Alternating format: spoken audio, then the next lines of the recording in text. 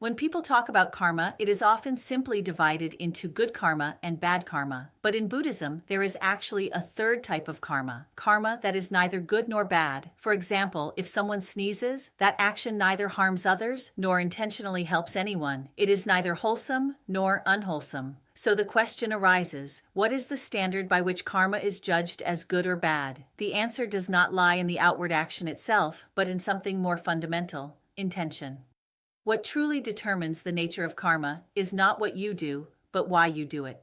If your intention is wholesome, arising from care, compassion, or a wish to help others, then the action becomes good karma. If your intention is unwholesome, driven by the wish to harm, control, or exploit others, then even if the action looks mild on the surface, it is still bad karma. Therefore, the core of karma has never been external appearances. It lies at the point where the mind gives rise to intention. When an intention arises in the mind, it is not merely a psychological event. That intention itself is a form of energy. At the moment it arises, a corresponding cause has already been set in motion in the universe. Once a cause is planted, its result will eventually mature. From this perspective, one creates one's own karma and bears its results is not a punishment, but a natural law. The energy you send out will ultimately be what you encounter. This cannot be denied, nor can it be avoided. Once karmic energy exists, it must be experienced when conditions ripen. This aspect cannot be changed. But the Dharma does not stop there. Buddhism is not fatalistic. Its profound insight lies in this.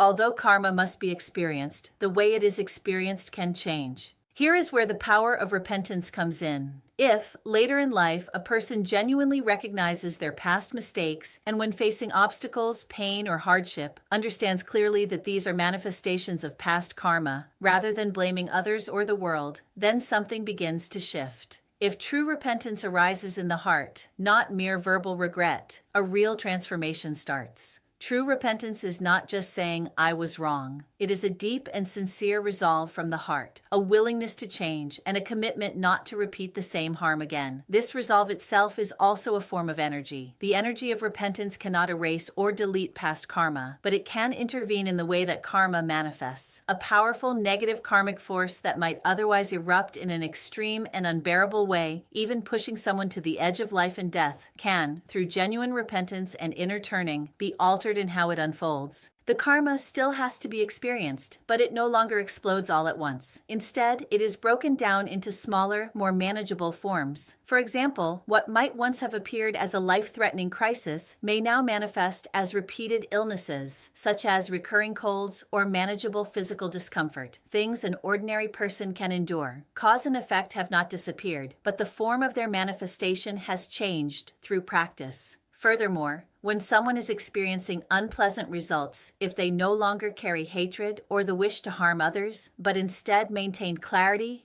kindness, and goodwill, a deeper transformation occurs.